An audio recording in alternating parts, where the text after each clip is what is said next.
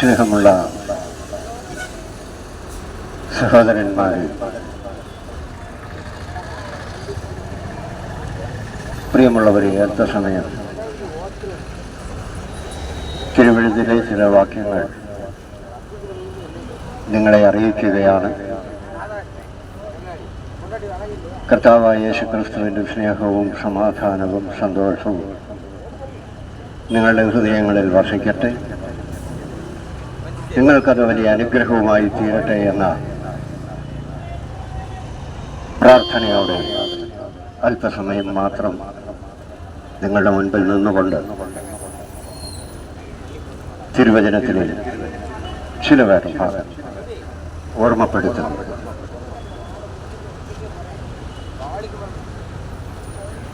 ദൈവം അബ്രഹാം എന്ന് പറയുന്ന മനുഷ്യനോട് പറഞ്ഞത്, നിന്റെ സന്തതി ഭൂമിയിലെ പൊടി പോലെ ആകാശത്തിലെ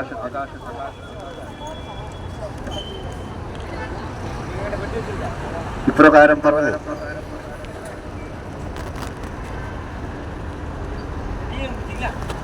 ഭൂമിയിലെ പൊടി പോലെ അസംഖ്യമായ ഒരു ഭൗമിക സന്തതി. ഉൽപ്പത്തി പുസ്തകം 13 അധ്യായം അതിന്റെ 16 വാക്യത്തിൽ എപ്രകാരമാണ് പറയുന്നത്, ഞാൻ നിന്റെ സന്തതിയെ ഭൂമിയിലെ പൊടി പോലെയാക്കും. ഭൂമിയിലെ പൊടി എണ്ണുവാൻ കഴിയുമെങ്കിൽ നിന്റെ സന്തതിയെയും എണ്ണുവാൻ കഴിയും എന്ന്.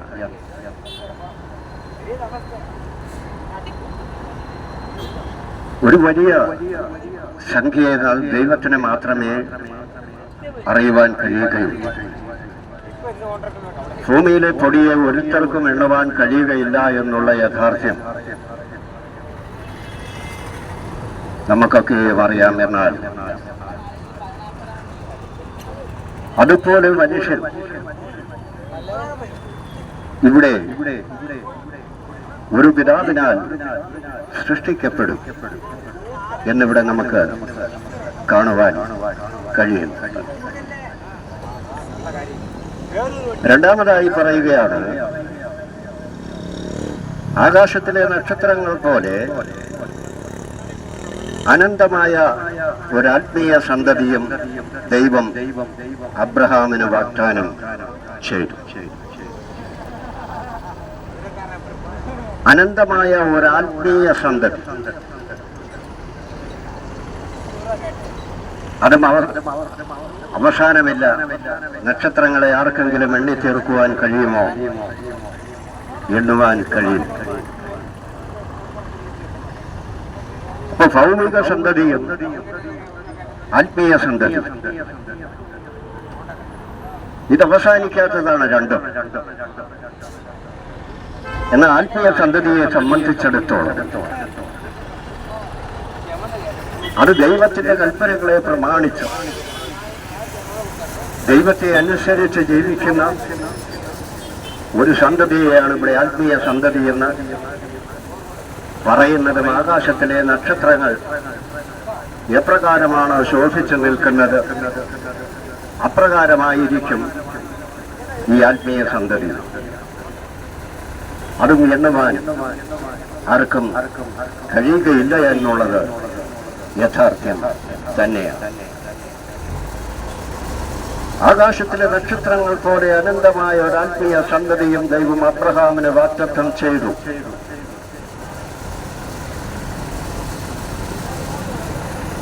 മൂന്നാമതായി പറയുന്നു, ക്രിസ്തു ദാവീദിന്റെ സന്തതിയായി ജനിച്ചു.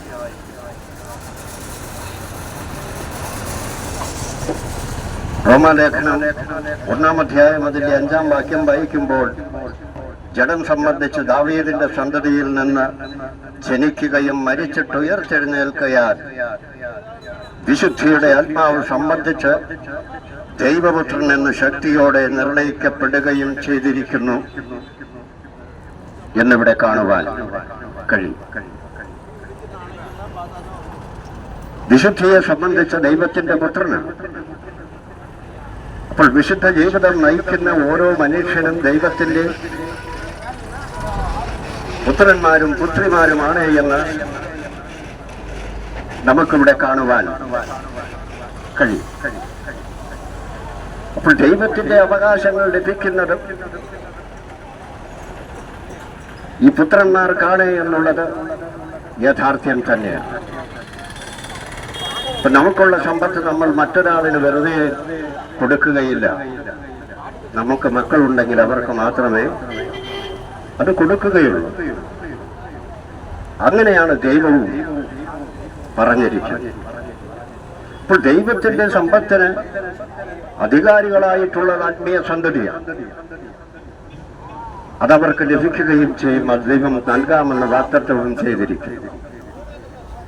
അത് നമുക്ക് ലഭിക്കണമെങ്കിൽ, ഈ ലോകത്ത് നാം ആയിരിക്കുമ്പോൾ അത് നാം അനുഭവിക്കണമെങ്കിൽ നാം ദൈവത്തിന്റെ കൽപ്പനകളെ പ്രമാണിക്കേണ്ടത് തന്നെ.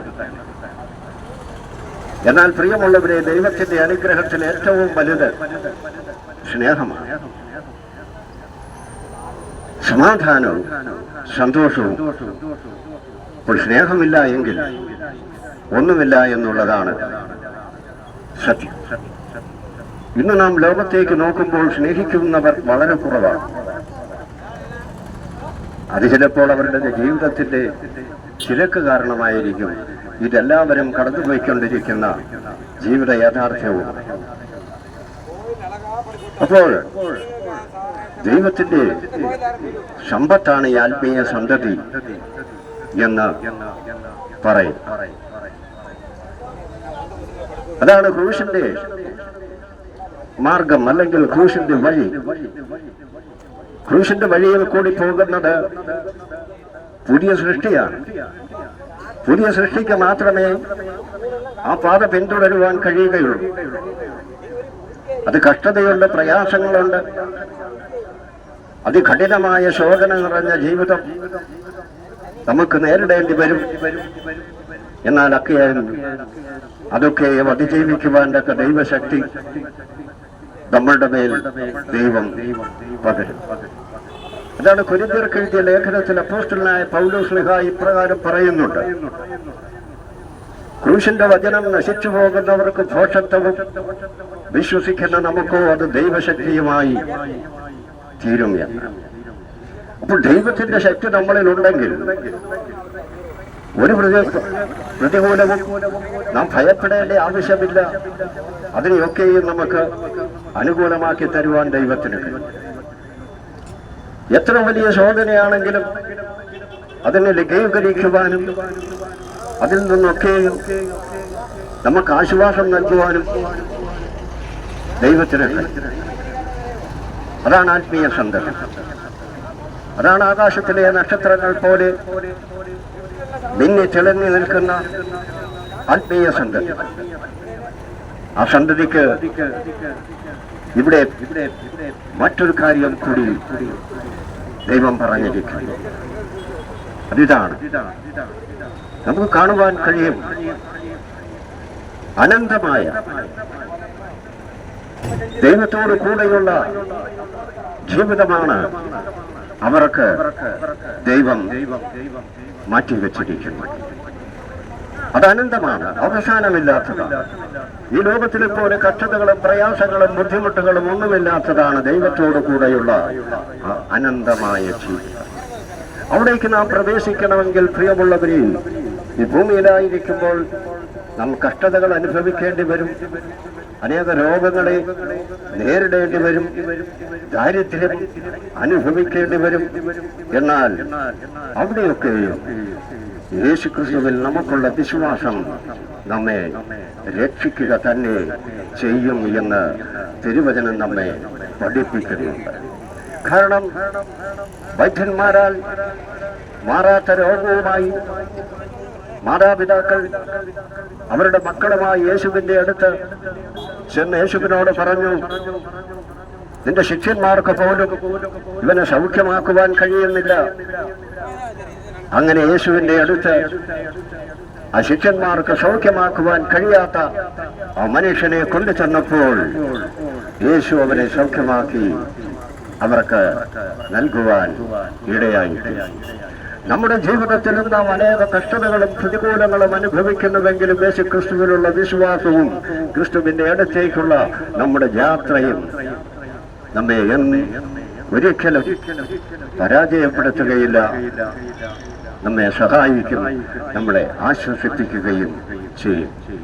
നമ്മുടെ അനുഗ്രഹം തന്നെ യേശുക്രിസ്തുവിലുള്ള വിശ്വാസം ആയിരിക്കും. അപ്പോഴാണ് പ്രിയമുള്ളവരെ ദൈവത്തിന് നമ്മിൽ പ്രവർത്തിക്കുവാനുള്ള അവസരമുണ്ടാകുന്നത്.